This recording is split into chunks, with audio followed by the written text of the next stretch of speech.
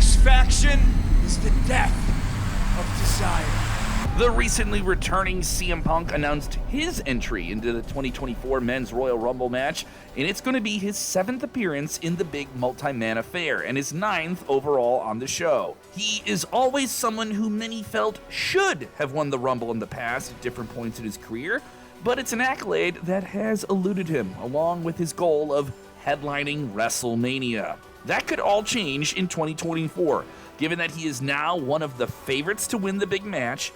But have you ever wondered what the history of CM Punk's performances in the Royal Rumble are? Let's go back 17 years to 2007, when Punk was a young upstart in WWE. By January of that year, he was a few months into his first WWE run, and he was making a big impact. Punk was always seen as the classic indie darling before the term ever became a thing. He came into WWE with a lot of heat and hype. He was a standout in Ring of Honor and other promotions outside of WWE before he signed with them. There was some reported internal resentment of Punk's momentum that he made outside of the company and then brought into it. But plenty of fans on the growing internet wrestling community saw him as a sign of WWE breaking from the expected line of new talents that they brought in. His first 6 months under the bright lights of WWE were a huge success. That's why when Punk entered the Rumble in 2007 in the number 11 spot, it was surprising that he lasted for a whole 27 minutes and 16 seconds before being eliminated by the Great Khali. Representing ECW, the third-tier brand for WWE at the time, he had only an elimination to his name in the match, which was a combined effort by him and 8 other superstars to take out the Big Viscera. Yeah, Big Daddy V. The next year, with Punk still fighting his way out of the ECW ranks, he defeated Chavo Guerrero to qualify for the big match. He entered in the number 12 spot in the 2008 Rumble and lasted a respectable 23 minutes and 50 seconds to once again only get 1 elimination. This time, though, he could take full credit for tossing that man over the rope with both feet hitting the floor, and those feet were the feet of Chuck Palumbo. Incidentally, Chavo Guerrero, the man he beat to qualify for the Rumble match, is the one who would end up eliminating him. By the 2009 Royal Rumble, Punk was way higher up on the card in WWE. He moved over from ECW to Raw, captured the Money in the Bank briefcase, and briefly had a respectable, once again respectable, run as World Heavyweight Champion. He entered the entire fray at number 18, the latest entry spot he's ever had in the big Rumble match so far. Once again crossing the 20-minute mark and lasting 22 minutes and 29 seconds, and yet again having a single elimination, taking William Regal out of the Rumble this time, before being eliminated by The Big Show. 2010 saw CM Punk have the shortest time of any of his Royal Rumble matches up to that point in his career. Entering at number 3, he lasted only 10 minutes and 4 seconds, but had 5 impactful eliminations, and he did some pretty ridiculous stuff. Punk got Dolph Ziggler, Evan Bourne, JTT of Crime Time, Beth Phoenix, and Zack Ryder out of the match. Despite not being the winner of the whole thing, Punk ate up his minutes in this all-star game of WWE. Since this was overzealous straight-edge society cult leader Punk, he used the pauses in action to chastise the audience on the microphone. He even tried to convince the gigantic Great Khali to convert to his straight-edge way of life. It was something that truly showed he could get his character over in any situation.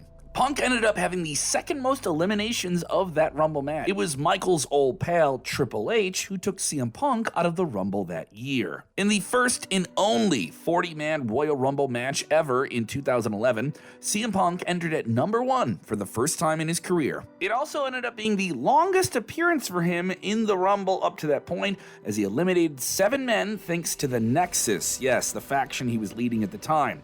In terms of his performance that year, he was tied with John Cena at 7 eliminations apiece and technically lasted a minute longer than the GOAT, with 35 minutes and 21 seconds to be that year's Iron Man. Yeah, we know all the numbers here. but it was Cena who eliminated him that year. That kicked off 2011 for CM Punk, which may have been one of the biggest years of his career up to that date.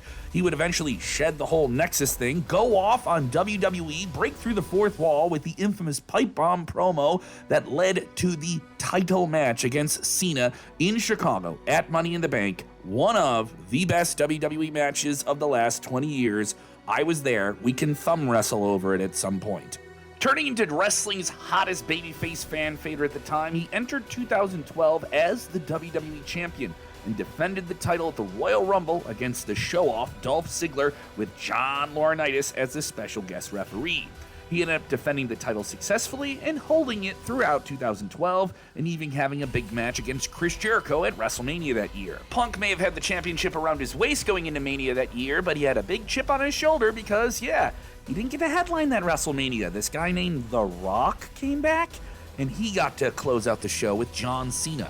By 2013, the Royal Rumble came along, and CM Punk was a very, very different character with the WWE Championship around his waist at this point for 434 days, making him the longest reigning world champion in the company since the 1980s. But that was all going to come crashing down because if you smell what The Rock was cooking up, it's another main event. And as you probably know, The Rock defeated Punk in a very strong match, while John Cena won the Royal Rumble match to set up a twice-in-a-lifetime match at WrestleMania 29 that we all saw coming 100 miles away. The 2014 Royal Rumble was a very interesting situation, but not for the right reasons for CM Punk.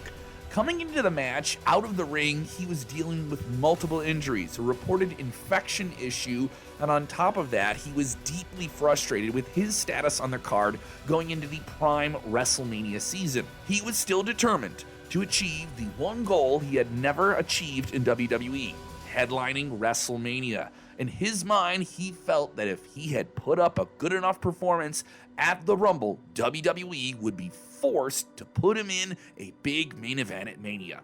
Unfortunately, it didn't turn out that way at all. For one, Daniel Bryan had the rising tide of fan support coming into the big match, and Batista, who was primed to have a big run in Hollywood with Marvel movies, was going to make a return run to WWE, and it looked like they were going to go with him instead. As for Punk, though, he came into the match in the daunting position of number one again. He lasted an impressive 49 minutes, but the scene that played out in the match was a nasty one, as Punk suffered a concussion during the match and was dealing with WWE's medical staff to try and solve the situation or get him out of the match. He felt the care was not being taken to him in a moment that Punk realized that once he had taken that blow, that maybe he was done with WWE and wrestling in general. The following night, Punk would not appear on Monday Night Raw and would actually walk out of the company. After this, he was pretty much done with wrestling and was suspended by the company, and even had his termination letter sent to him on his wedding day with fellow WWE superstar AJ Lee. If you're looking back at the history of Punk that we just covered here, you can see that there really wasn't the perfect time for WWE to have Punk win this pivotal match, specifically in 2014 when it really felt like it was Daniel Bryan's year. Timing has always been the biggest factor in CM Punk not winning the Rumble, and even during his peak in 2011, 2012, into 2013, he was busy defending the WWE Championship, which is not bad, by the way. 2024 is a completely different circumstance. He's received a hero's welcome from everyone, almost everyone, and has a lot of momentum on his side. Look up the numbers. Punk is a bankable guy to have win the match this year. And to add to that, there's a rumor match between him and his despised rival, who has said, both in character and out of it, that he hates CM Punk. We're talking about Seth Rollins, which is the best option to main event one of the nights of WrestleMania 40. You can see CM Punk has a history of incredible showings in the Rumble match. You don't need to win the whole thing to win over a lot of fan support coming out of it. If you want to get down to the numbers, he spent 168 minutes, 12 seconds across 6 Rumble matches, averaging a little over than 28 minutes per appearance. WWE simply doesn't give superstars a long period in the Rumble match without any reason, and depending on where he enters, he could be in for another Iron Man performance. On one hand, You can't count down those other names that are out there that could come in and take this whole thing. Like Cody Rhodes, who would be the first man to win back-to-back Rumbles this century, while on the other hand, you have a superstar who may just be the greatest performer in Royal Rumble history for not winning the entire thing. Overall, we would say that the best chance that CM Punk has in his entire career to win the Rumble, combining all the factors and timing of it, the potential for a WrestleMania main event that he wants and deserves, the red-hot momentum is right now. But if you want to go in depth over whether or not it should be Punk or Cody, who wins the Royal Rumble in 2024, watch our detailed analysis video of it right here. Thank you for watching. Get into the comments below. Let us know who you want to see win the Royal Rumble.